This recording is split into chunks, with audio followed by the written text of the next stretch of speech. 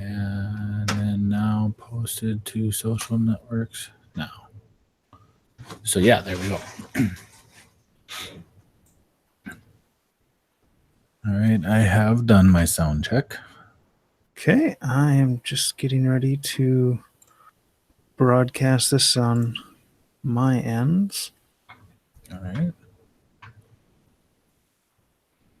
So yeah, thanks for sending that beta thing for the Vivo key. Yeah, the Vivo key. Yeah, it's interesting that he's so interested in blockchain and cryptocurrency because I'm all over that and I can get him connected. So wouldn't it be cool if that were the cyborg currency?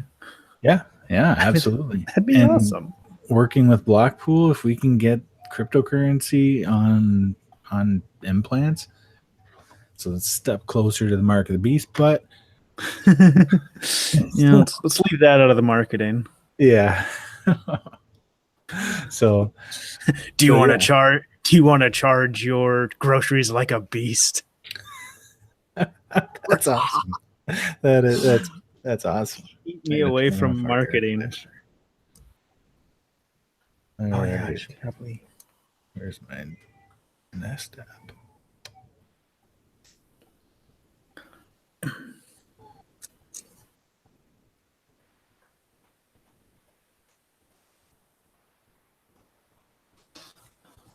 This cord keeps dragging on my metal zipper. I'm sure that'll sound great.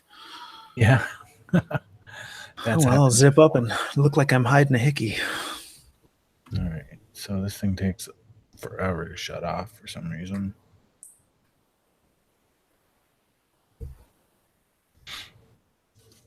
This is to biohack.me. All right. We do have one listener. Welcome. Hello. So we'll see. And whenever this thing shuts off, I'm ready to start.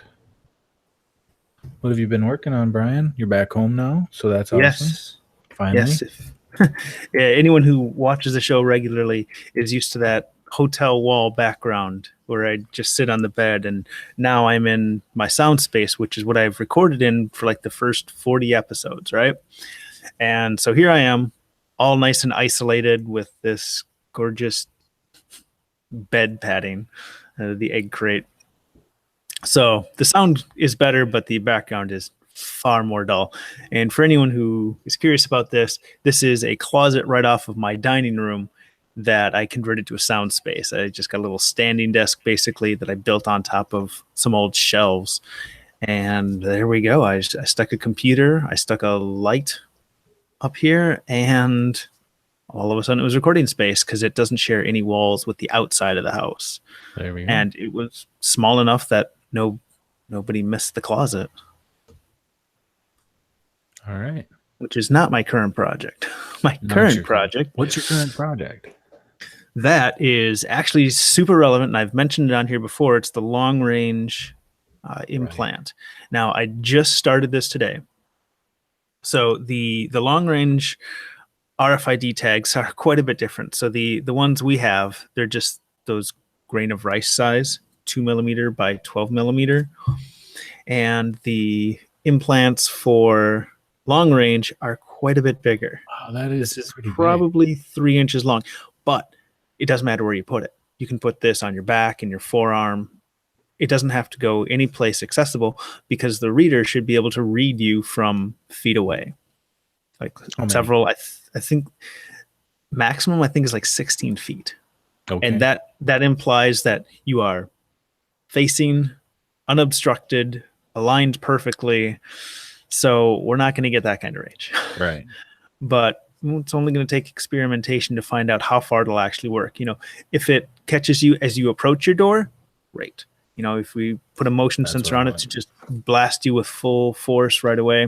And I'm hoping I can test the range on this pretty accurately, because at worst case, it's going to have to send radio waves all the way through your arm.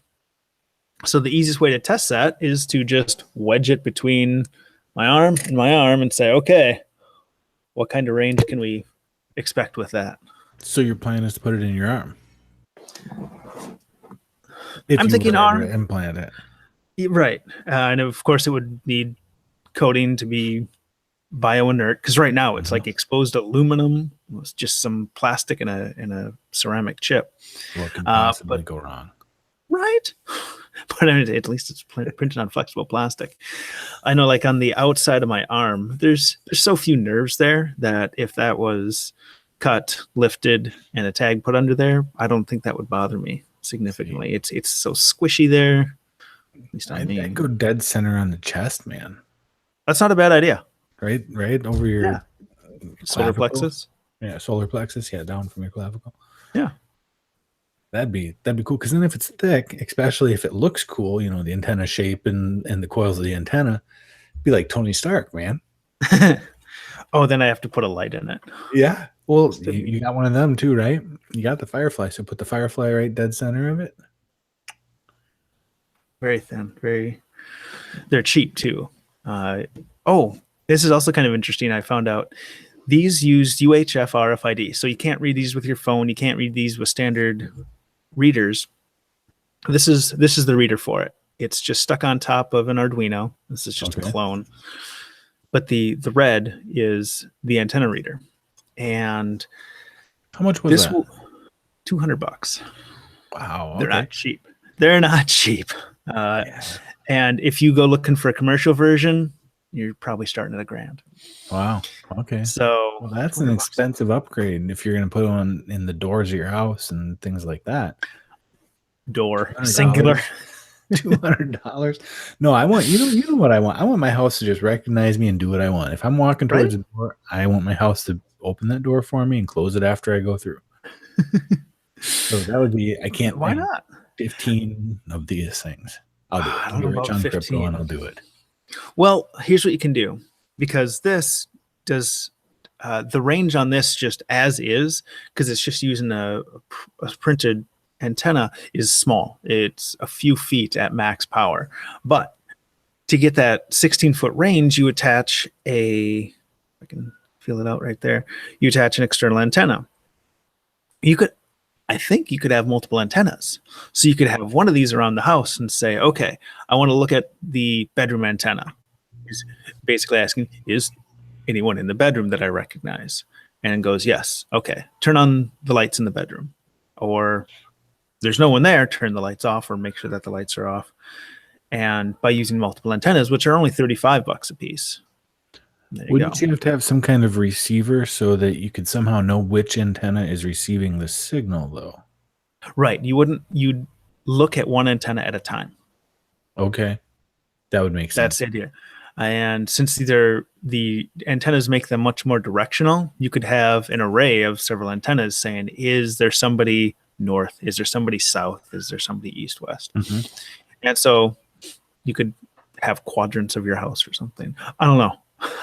We'll see how all that's going to work. With AI developing and all of that, you could probably wait 3 years and have cameras do most of this for you, I think.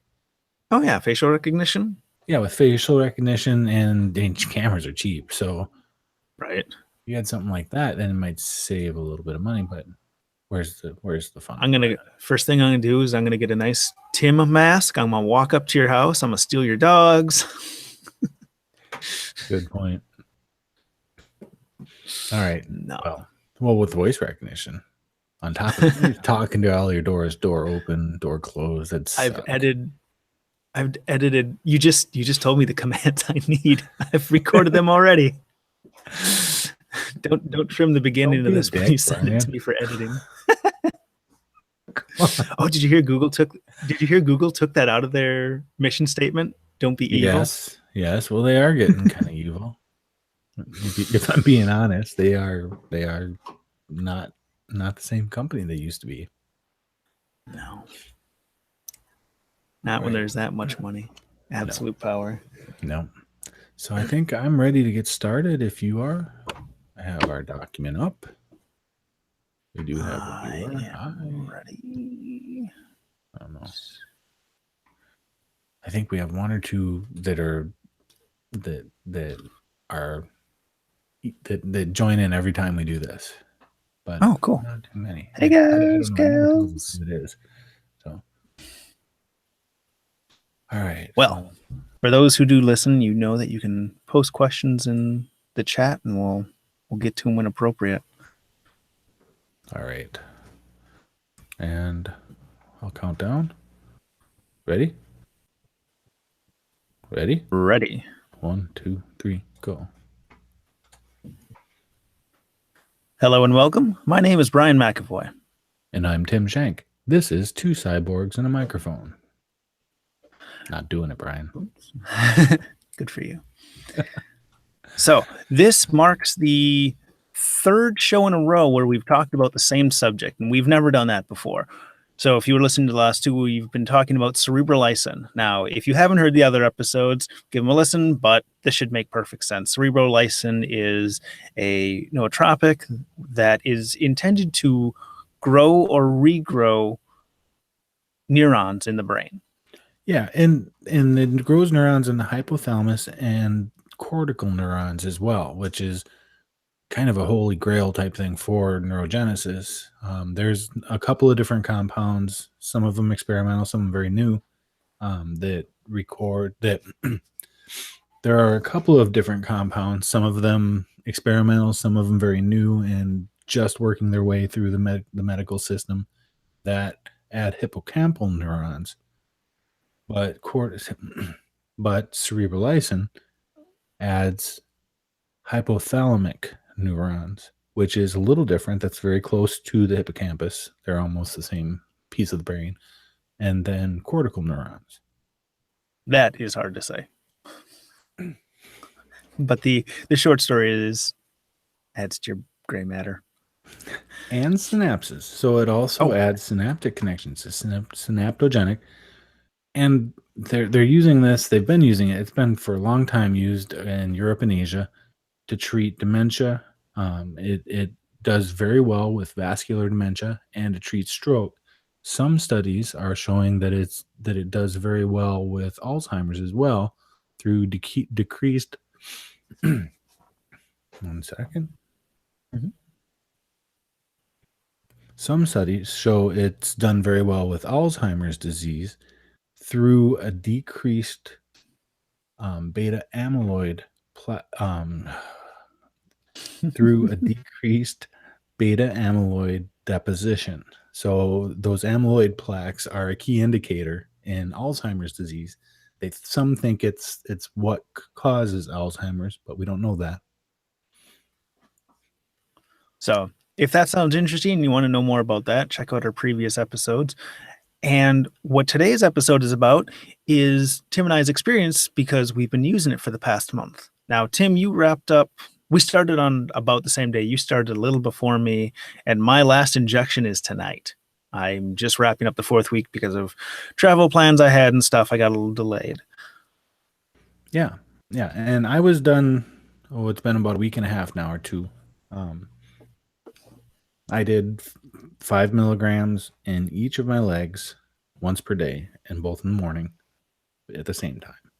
Now, you, Brian, you were doing it 5 milligrams a day and 5 milligrams each night, right? Yes. And what happened to me is when I injected in my left leg, I had troubles. I kept hitting a nerve and the muscle would twitch. And I got worried that having a needle in my leg while the muscle was freaking out would be a bad idea. And once I switched to only using my right leg, you and I talked about this. I asked you, do you think it's a good idea to use the same leg? And you said, yeah, go for it.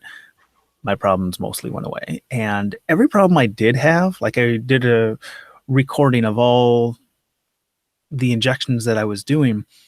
And most of my every one of my problems was one from being new to self-injecting, and there was no harm. The biggest trouble I had was I got a couple bruises on my legs the size of a thumbprint. That's it. And occasionally they would hurt because I put it in slightly the wrong spot. Because, again, I'm not used to this. So I would rate this as something that's very accomplishable for anyone who's not scared of needles. Yeah, and I had some of the same problems. I one time I think I hit that nerve, and my muscles started twitching uncontrollably, and I pulled it out, stopped, and then just chose a different angle or a different, slightly different, different site, and then repoked myself, and it worked just fine. That was the Right. only time I had the muscle twitching. A couple times I hit a artery. That's one thing that you want to do whenever you're doing a IM injection is you want to aspirate by pulling out on the plunger a little bit to see if you get blood. Because if you get blood, then you're in an artery. You don't want necessarily to do that. So you choose a new site and you restick. But other than that, it went very smoothly for me. The first time that I had to restick, I just, pulled the needle out and went, okay, that's a bad idea. That's a bad spot. And I put it in a little bit differently and it hurt. And after that, I switched out the needle if I had a problem. Like I later on had one where I jabbed my right leg and it twitched for the first time. And I thought, oh, well, okay, I got to move that. So I switched out the needles and the second one went perfectly. And I would recommend that the 25, 27 gauge needles that we're using, they're not that expensive. Just swap them out. And there's lots of people who say don't reuse a needle even on yourself. There's a lot of people, everyone says don't reuse needles between people, but even on yourself, the metal can lose its smoothness and it'll hurt more because you've got kind of metal barbs pulling against your tissue. Right.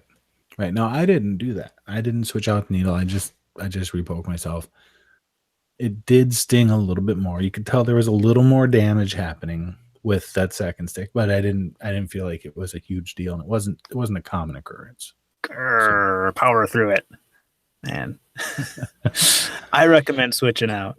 Yeah, well, that is recommended. That is, if you read about it, and that's always recommended, no matter what. So I had a couple notes of stuff for people who are considering self-injecting. And some of the stuff is just what we talked about, like swapping out the needles if you have any trouble. But here's some stuff that I didn't see mentioned on YouTube and stuff that I found just in my own experience was useful. So since we were using the leg, what's the deltoid, the big muscle over the femur on the outside of the leg, use a chair that doesn't have armrests or a stool, even better. Because then there's nothing for your arm to bump against while you're doing this. Because I have 2 office chairs in my office, one for each desk. And when I sat on the chair with the arms, I immediately was like, nope, this isn't going to work because this is in the way. So prepare for that. Have a stool, have an armless chair, kitchen chair, doesn't matter. For me, I'm squeamish. And if I can tell when I'm going to pass out, and I never passed out once for this. Getting stuck with needles has never made me pass out. I'm not afraid of needles if you've seen me without the headphones, ear piercings and stuff. But my implants have caused me to pass out. This didn't. So pretty chill. And for doing, 40 injections and not passing out, pretty good. Take a deep breath firsthand. Like when you're like, okay, I'm going to ready to do this. I think if somebody watched me and I wasn't saying anything, they would think that I was just resigned. I was like, okay, here we go. But I was just making sure that I wasn't going to pass out, making sure my blood was oxygenated. Well, that's a good point too, as far as the relaxation, because you want that muscle to be loose. You don't want that muscle to be tight at all. So in doing that and taking that breath and relaxing, and like you say, resigning, I think that does a lot of that. That's one of the main things that I made sure to do. Is I always tightened up the muscle to see it, so I knew where I was putting the needle. But then after that, I'd take a second and I'd just relax that muscle. Mm-hmm. That's also good advice. Relax. All right. My next bit of advice was watch the syringe, not the needle. Like I would line up the needle with my skin to make sure I wasn't jabbing through that small bruise, that I was in the correct place. But then once I had it properly located, I would watch my hand holding the needle and I'd just lower that. And I wasn't dumb. I knew it was going into my leg, but watching the needle go through my skin, that didn't work for me. I didn't care for that. Did you bury the needle every time? All the way to the sometimes if I didn't, it was like a 1/4 inch off. Like it was once I was probably 20 centimeters in, it's 20 millimeters in. Then I would look at, where the needle hilt or where the end of the needle was in relation to my skin. But otherwise, I'd go almost right to there. Yeah, I think that's a strong recommendation on that, to go all the way to the hilt. Make sure you have the right length of needles, and then go all the way to the hilt. One reason that I think one point I think that let me see, how am I going to say that? I think the main reason for that is to avoid moving while you're actually doing the injection. If you're all the way to the hilt, then you have a stop that you're not going to go any deeper. And if you hold it fairly steady there, it's not going to come out any further. But if you stop before that,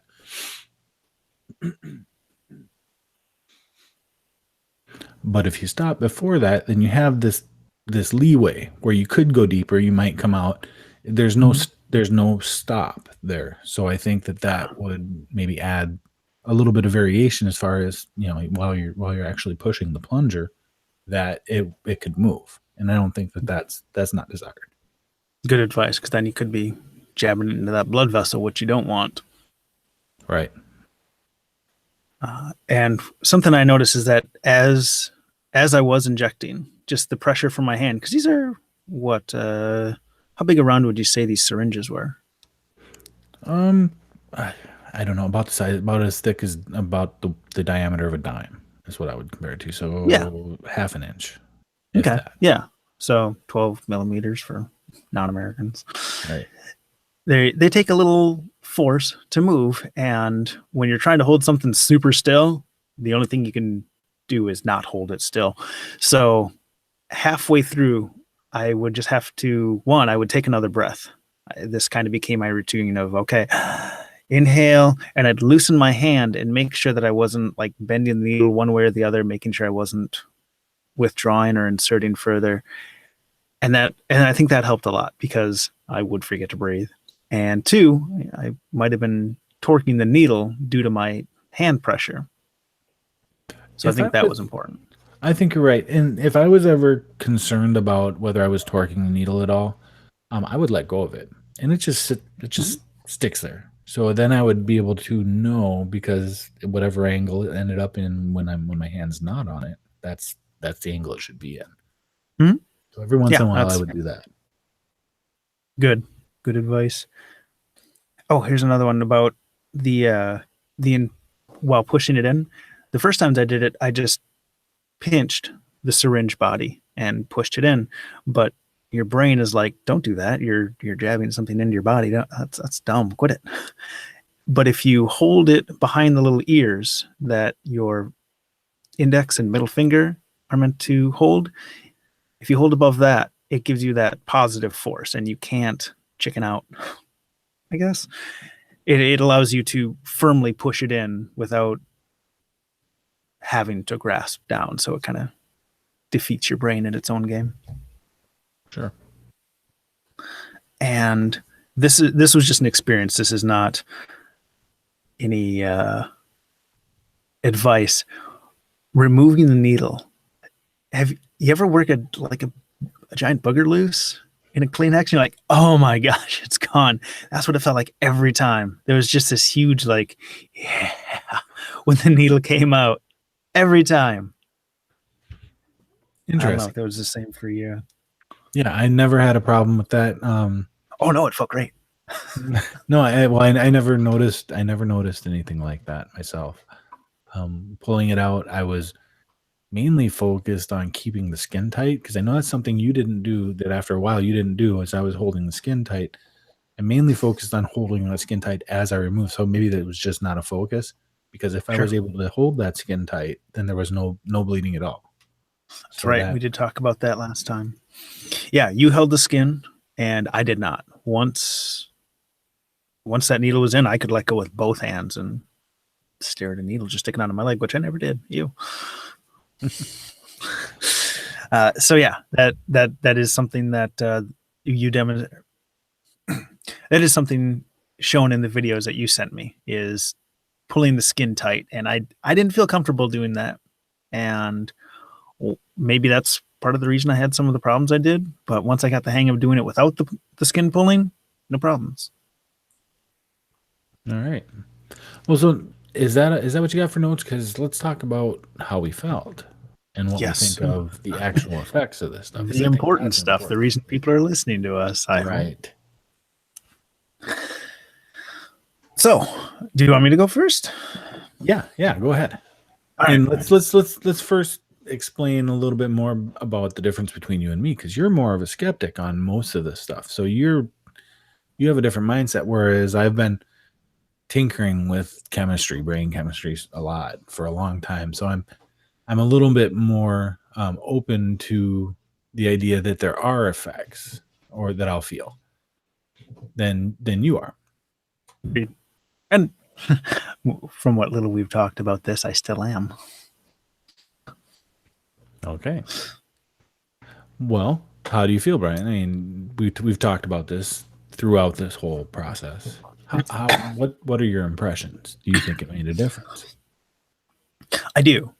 And I'm uncertain if the differences are because of new brain cells or the slurry of minerals and vitamins in the injections.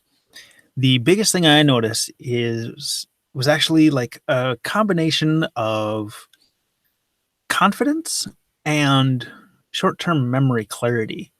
And what I think could have been part of this is that I've just kind of assumed that my short-term memory is not so good. If I see a 4-digit number, I repeat it in my head over and over and over until I'm pretty confident that I have it down pat.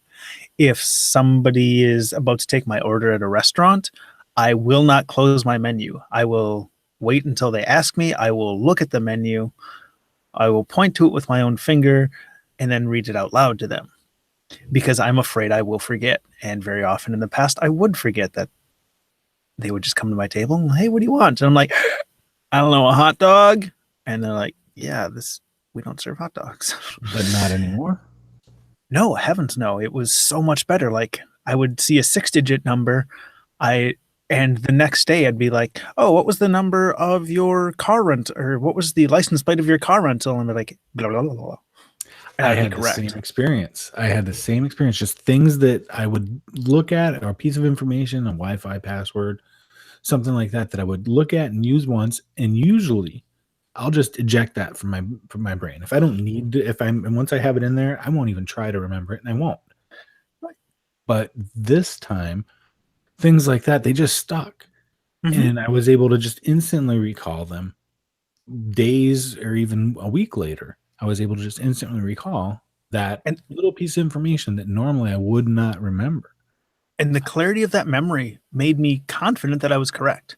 Like, I can remember that license plate that I'm thinking of right now. Nice. I'm not going to say it because it's weird, and somebody might end up with that license plate someday. But it was kind of freaky to have this, like, just off the top of my head. Let me rattle off that fact for you. And maybe that's a B vitamin thing. I don't know. Yeah. But it was noticeable, like pretty early on. And that's why I think it may have just been a confidence thing, because how to explain that? Well, I'm failing my own test right now. Well, I had a similar result in that way. Also, the sense of calm, which is any kind of hippocampal neurogenic, will improve your mood. They don't know why, but that's a common thing, and that's actually a main treatment for some of these hippocampal neurogenics, is that they help with depression and anxiety. So I had a very nice calm. I was much more relaxed in general. I know that the studies I read, some of the studies I read suggested that the BDNF, brain-derived neurotrophic factor, is elevated by something like 300% while you're doing Cerebrolysin, and it lasts 12 weeks afterwards, I think, which should also have that sort of effect. I've never done any work with BDNF, so I don't have any previous experience on that. But I did have a very, what I would call centered way of being or mindset. That brings something else to mind. Some days you feel foggy. You don't get much done at work. You just kind of spend your day like thinking, "Oh, I need to do this task." And then you start on it and then something distracts you and like it's 20 minutes. Like it should have been a 20-second job. 20 minutes later, like what was I doing in the first place? You just have no focus, just shot. And I only had one of those days in the past month. And normally these days would just be a whole bunch of getting absolutely nothing done. And when I look back at that day where I felt like just totally discombobulated, but when I look back at the amount of work I got done, it was like a regular work day. And then the days where I do feel that focus and centering that you just talked about, I felt like I got way more done and in a better mood about it. How about you? I was very productive, fairly consistently. I don't think I had any off days. I mean, some like you're talking about. I don't think I had a single one. Now, Lucky. well, I'm also doing other things as well. So I do modafinil 4 times a week. I was doing new pep 4 times a week. I was doing things for my sleep. It's just my normal routine. Mhm. So Regular old Tim. yeah. So I'm very rarely not doing something like that. So it's hard to say for sure it was Cerebrolysin to blame, but I would have at least one or several days that I just wasn't quite as sharp as I normally am. I didn't find that, not at all. How about side effects? Did you notice any? The first, I think we even mentioned this. The first couple of days, I had a couple of very short-lived minor headaches. May or may not have been a side effect of the cerebrolysin, but they were short duration, very light pain. It wouldn't have been distracting at all. But they'd pass in 10 minutes, something like that. Oh, Happened twice. Other than interesting. that, no. How about you? The only side effect I noticed was a bunch of holes in my leg. No, I didn't notice anything. I didn't. Uh, I thought maybe that I had some trouble sleeping one night, but my job was in turmoil. I was expecting to be in Reno filming in that hotel room for another 4 months. Actually, I guess at this point it would be 3 months. And I got to go home early, hence the nice background that our video viewers can see. So my job was in such disarray that missing sleep did not seem unusual. If that had happened where I wasn't taking Cerebrolysin, I wouldn't have thought twice about it. Right. Right. And that's the only thing as far as sleep. I don't get great sleep. I don't, honestly, I'm up so early and I go to bed so early. I'd get maybe 5 hours of sleep per day or something like that on weekdays. It would be hard for me to know what's real and what's not, what's caused by anything at this point. Fair point. Yeah, well, you have a kid. I have less of an excuse now. Yeah. So yeah. I would say I'm 95% confident that this was effective, and I don't think and I don't think it's gone away. It's hard for me to know for sure. I mean, the effects are subtle, and they should be very long lasting, but I still feel on my game all the time, and I haven't been doing it for several weeks. Wow. Yeah, like I said, I'm still wrapping up. I'm one injection away from completing the entire set. So you liked it. You really liked it. What are you going to do next? Well, I think I'm going to do it again. Right now I'm doing a course of NR and MitoQ, more of an age reduction treatment, and that's going to be another 3 weeks. I think is how much I have of that. After that, I'll probably do another course, the same that we did. Can you explain the age reduction? NR is nicotinamide riboside. It's a version of niacin that is, molecularly speaking, small enough to get through the cell membrane and then increases your NAD production. NAD is nicotinamide adenine dinucleotide. NAD carries a single electron through the NAD carries NAD's effect, or NAD's role in cellular metabolism is to carry an electron into the nuclear, or through the nuclear membrane to the nucleus of your cell, where it's used for energy, for maintenance and repair, things like that. So the more NAD you have, the better your cells can repair. And that's what the NR does. And that's for rejuvenating soft tissue, basically, right? Soft tissue, right. Cool. And you can look up, this has been in the works for, I don't know, since 4 years now is when I first started reading about this. It was the Harvard Medical School and a couple other organizations. They tested it on mice, and then it went to human trials, and I tried it then, and then now I'm doing it again. Now, MitoQ is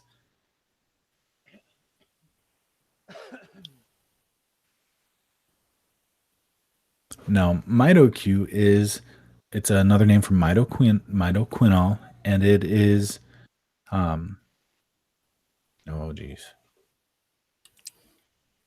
Give me a moment, please.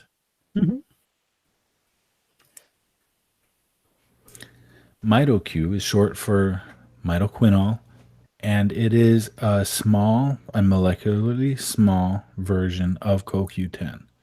And the studies, the clinical studies that just came out, I think less than a month ago, they suggest that in a 6-week course of 20 milligrams per day, they don't suggest, they prove that in a 6-week course of 20 milligrams per day, the diameter of cells dilated by 40% and the elasticity improved significantly. So it basically reversed the age of the entire cardiovascular system, at least the blood vessels, back to what it would be when you're 20 years old.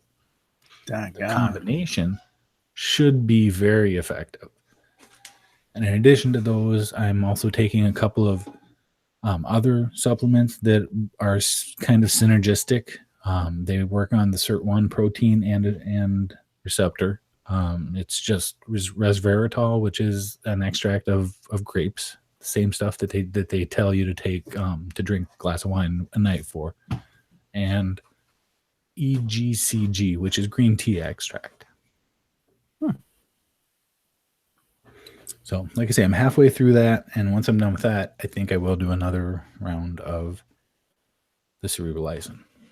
Well, that'll be exciting, because then we'll be able to compare your results of continuing the process of CBL and my results of having been off it during the time. So if you seem bright and spry during our shows and I'm not, then I'll have to order some more.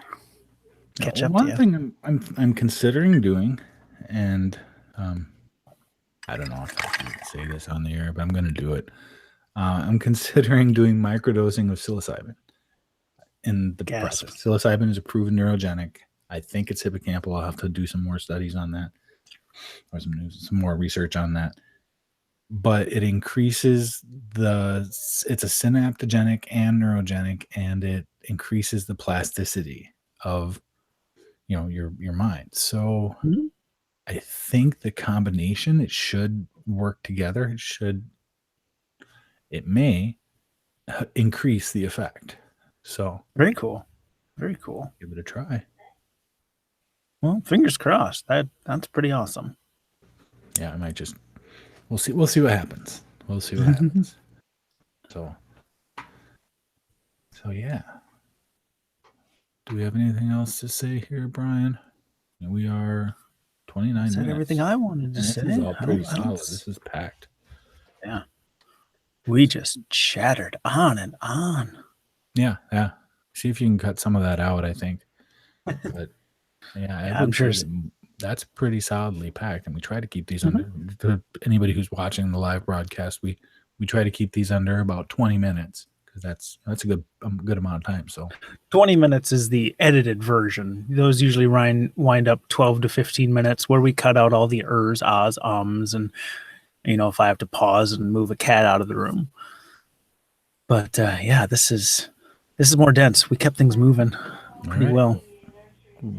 Well, let's wrap it up then. Let's wrap it up. All right. Well, thank you all for listening. Please make sure you thank you all for listening. We'd like to invite you to email us at cyborgs@twocyborgs.com, or you can send either of us an email at Tim, that's me, at twocyborgs.com, or Brian at twocyborgs.com. And you can check out our awesome site, twocyborgs.com. Check out our store and get one of the hooded sweatshirts. You get the Two Cyborgs logo on your tummy. You can get the coffee mug, which I'm holding up for the camera audience. And let's see, I've got some iced coffee in it today. This is Brian McAvoy. And this is Tim Shank. You have been listening to Two Cyborgs and a Microphone, brought to you by two cyborgs that are harassing their microphones. Like, follow, share, +1, and don't forget to subscribe on any of the popular podcast services, including Google Play Music, iTunes, and Stitcher. Help us move up the podcast ladder by subscribing and commenting on iTunes. And make sure you hit us up on Twitter. We're at Two Cyborgs. That's the number 2 cyborgs. And that's a wrap. That's a wrap. Thank you for joining us. All right. So I'm going to stop my recording now. There we go. There we go. go. Like Brian, I'm going to stop the broadcast. Thank you guys for listening. Thank you.